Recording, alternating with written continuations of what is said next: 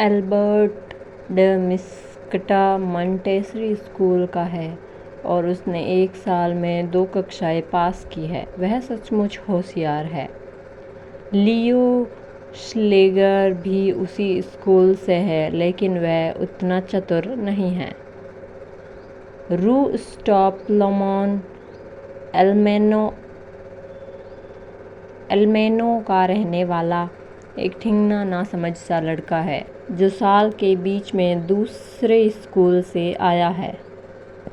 CN वही सब करता है जो उसे नहीं करना चाहिए। जो कॉकरनॉट हमारे पीछे सी की बगल में बैठता है और जी और मैं उस पर खूब हंसते रहते हैं। हैरी शॉप हमारी क्लास का सबसे भला लड़का है, वह अच्छा है। वेर्नर जोसेफ भी अच्छा है, लेकिन पिछले कुछ समय से उसमें हुए बदलाव से वह बहुत खामोश रहने लगा है, इसलिए उबाऊ लगता है। सैम सोलोमन शहर के अशांत इलाके से आने वाले सख्त किस्म का लड़का है। वह बिगड़ेल है। एपी रीम काफ़ी दकियानूसी है, लेकिन वह भी बिगड़ेल है। शनिवार 20 जून 1942 मेरे जैसे किसी इंसान के लिए डायरी लिखना सचमुच अजीब सा अनुभव है। सिर्फ इसलिए नहीं कि मैंने इससे पहले कभी कुछ नहीं लिखा, बल्कि इसलिए भी कि मुझे लगता है कि बाद में शायद मुझे और नहीं किसी और को 13 साल की लड़की के ख्यालों में कोई दिलचस्पी होगी। वैसे इससे कोई फ़र्क नहीं पड़ता। मेरे लिखने का मन है और मुझे अपने दिल से बातों के बोझ को कम करना है।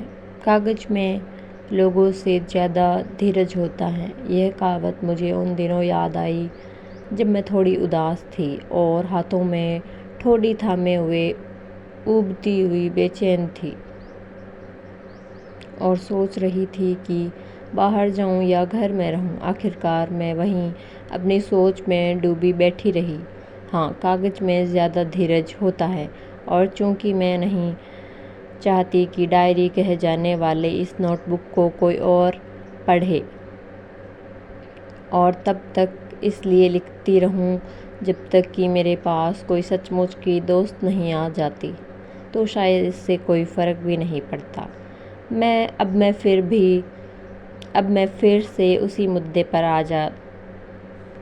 आ गई हूँ जिसने मुझे डायरी लिखने के लिए प्रेरित किया। मेरी कोई दोस्त नहीं है। मैं इस बात को अधिक स्पष्टता से रखती हूँ। वैसे कोई भी इस बात पर विश्वास नहीं करेगा कि 13 साल की लड़की इस दुनिया में बिल्कुल अकेली है, और मैं हूँ भी नहीं। मेरे पास प्यार करने वाले माता पिता है और 16 साल की बड़ी बहन भी है।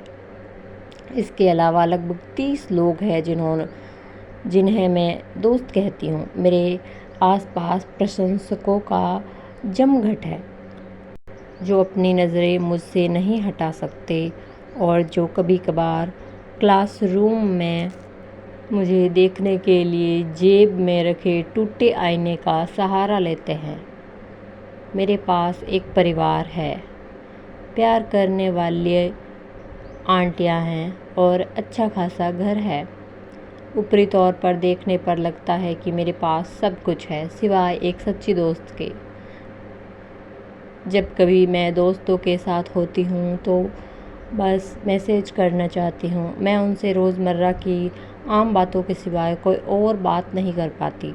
हम एक दूसरे के ज़्यादा नज़दीक आते नहीं लगते, और वही समस्या है। शायद यह मेरी गलती है कि हम एक दूसरे पर इतना भरोसा नहीं कर पाते। अब जो है यही है, और बदकिस्मती से कुछ भी बदलने नहीं वाला है। इसलिए मैंने डायरी लिखना शुरू किया।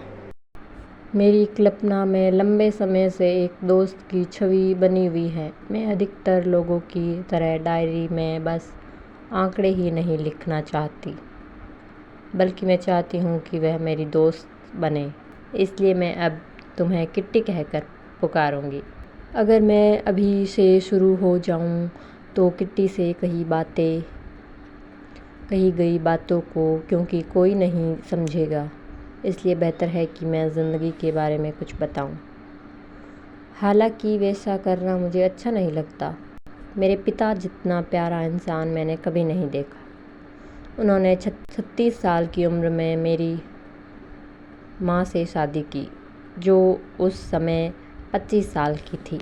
मेरी बहन मार्गोट का जन्म जर्मनी के फ्रैंकफर्ट एम माइन में हुआ। मेरा जन्म 12 जून 1929 को हुआ। मैं 4 साल की उम्र तक फ्रैंकफर्ट में रही। हम यहूदी हैं, इसलिए मेरे पिता 1933 में हॉलैंड चले गए, जब वे जैम बनाने में इस्तेमाल होने वाले उत्पाद बनाने वाली डच ओपेक्टा कंपनी में मैनेजिंग डायरेक्टर बने। मेरी माँ एडिथ हॉलैंडर फ्रैंक सितंबर में उनके साथ हॉलैंड गई, जबकि मुझे व मार्गोट को हमारी नानी के पास ओसेन भेज दिया गया। मार्गोट दिसंबर में हॉलैंड गई और मैं फरवरी में। जब मुझे मेज़ पर मार्गोट के जन्मदिन के उपहार के रूप में रख दिया गया था, मैं वहाँ सीधे मॉन्टेसरी नर्सरी स्कूल में गई और 6 साल की उम्र तक वहीं रही। तब मैं पहली कक्षा में पहुँच गई थी। 6ठी कक्षा में मिसेज कुफरूस मेरी टीचर थी। साल के आखिर में विदा लेते हुए हम दोनों की आंखें नम थीं। मेरा दाखिला यहूदी स्कूल में हो गया था, जहाँ मार्गोट भी जाती थी।